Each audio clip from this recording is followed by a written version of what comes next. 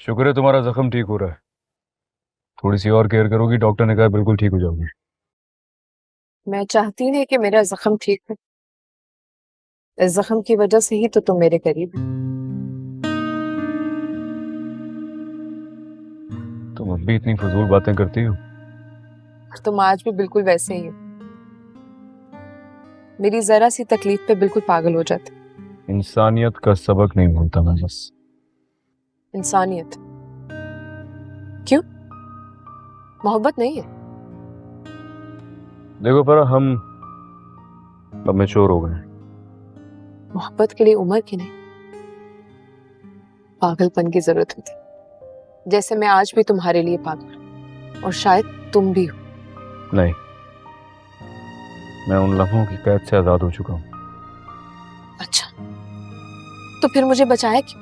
मर जाने देते।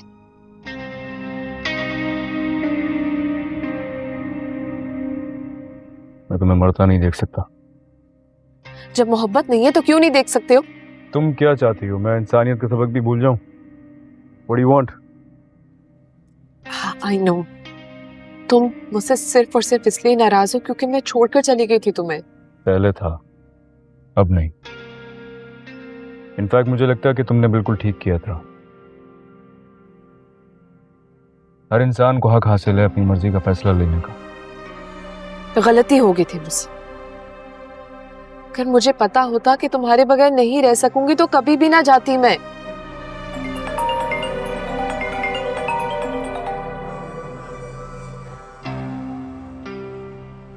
फोन दो मेरा। मैंने तुमसे कहा मेरा फोन दो।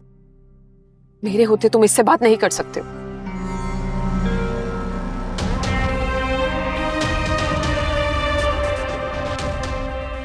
ये क्या हरकत थी? जब मैंने कह दिया कि मेरे सामने तुम उसकी कॉल नहीं सुनोगे तो नहीं सुनोगे।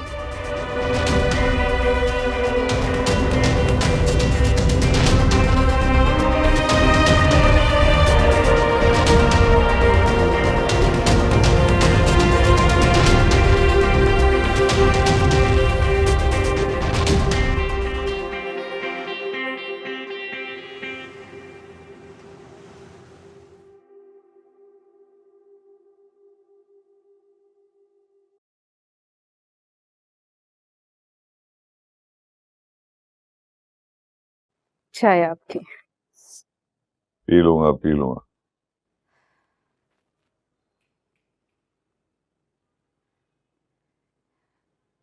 मेरे पास तो अल्फाज ही नहीं है। जिस तरह से आपने दुआ को माफ करके मेरी ममता पे एहसान किया है,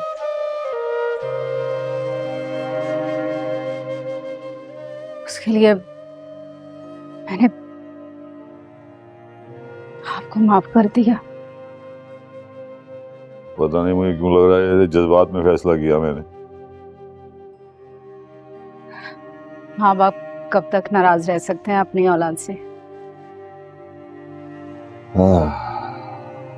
ये फहमीदा, लोग क्या कहेंगे ये सोच रहा हूँ। असलम साहब, अभी भी आपको लोगों की परवाह है?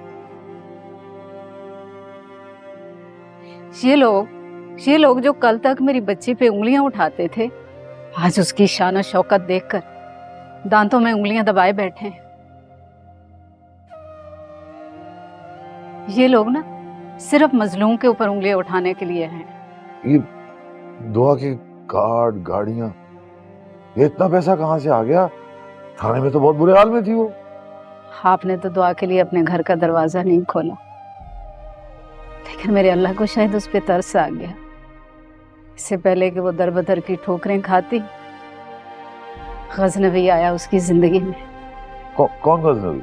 नौशरवान गजनवी, बहुत अमीर है, पैसे वाला है। उसने हमारी दुआ से निकाह कर लिया ना। माशाल्लाह बहुत खुश है, उसने बहुत खुश रखा हुआ है। ये वही है जिसके लिए दुआ घर से भागी थी? अरे नहीं नहीं, वो बदबख्त तो और था। देखिएगा असलम साहब, जिस तरह से उसने मेरी दुआ को दरबदर किया ना, इंशाल्लाह इंशाल्लाह वो भी दरबदर होगा, उसे कभी सुख नहीं मिलेगा। हमारी तो दुआ फिर बिना अपनों से आ मिली। बस अल्लाह से यही दुआ है कि वो बस हमें मजीद आजमाइशों से बचाए।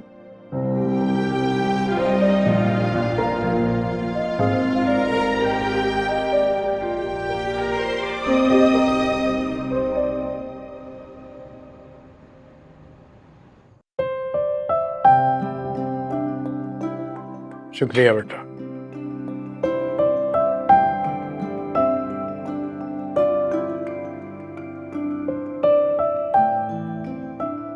अरे भी मैं सोच रहा हूँ अपने दोस्त की फैमिली को खाने पे बुलाने का। कौन दोस्त? वही हसाम। ये वही है जो यूएस में सेटल्ड है। हाँ बेटा वही। अच्छा, तो वो मैंने आपको पहले भी कई दफा कहा है कि उनसे जरा मेरी बात तो करें वहां पे सेटल होने की।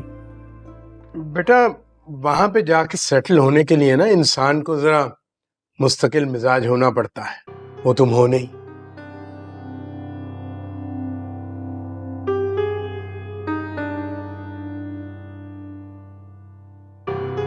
वहां पे सारे काम जो हैं वो खुद करने पड़ते हैं, और तुम यहाँ पर उठ के एक गिलास पानी का नहीं खुद पीते। अब जब सर पे पड़ती है ना तो बंदा कर लेता है। आप उनसे बात तो करें। चलो ठीक है, बात कर लेंगे, अभी कौन सी को देर हुई है। लेकिन तुम यहाँ पर टिक के कोई नौकरी तो करो पहले। यहाँ पे नौकरी का क्या है? मैं यहाँ कई साल नौकरी कर भी लूं ना तो ज्यादा से ज्यादा क्या होगा, 1-1.5 लाख तनख्वाह होगी। इसमें क्या बनता है इंसान का? कुछ तो सोचें जरा।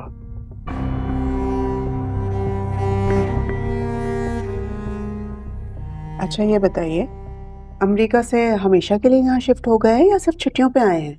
नहीं नहीं, छुट्टियों पे आया है, वापस चला जाएगा। अच्छा अच्छा, उनकी बेगम बड़ी मिलनसार थी। आप मुझे बता दीजिएगा कि कब बुला रहे हैं आप उन्हें, और डिनर में क्या बनाना है ये भी जरूर बता दीजिएगा। अरे भाई वो कल तक कंफर्म कर देगा, तो फिर जो पकना है वो भी बता दूंगा। आप खवातीन जो हैं सब देख लीजिएगा।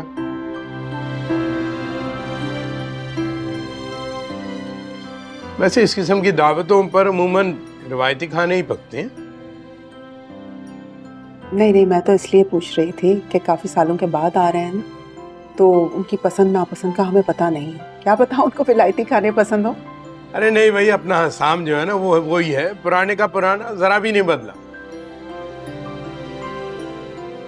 अबू आप फिक्र नहीं करें, मैं और भाभी मिलके सारे काम कर लेंगे। जी संबल बिल्कुल ठीक कह रही है, हम दोनों मैनेज कर लेंगे। भाई मैं जानता हूँ मेरी बेटियां सब कुछ मिलके संभाल लेंगी।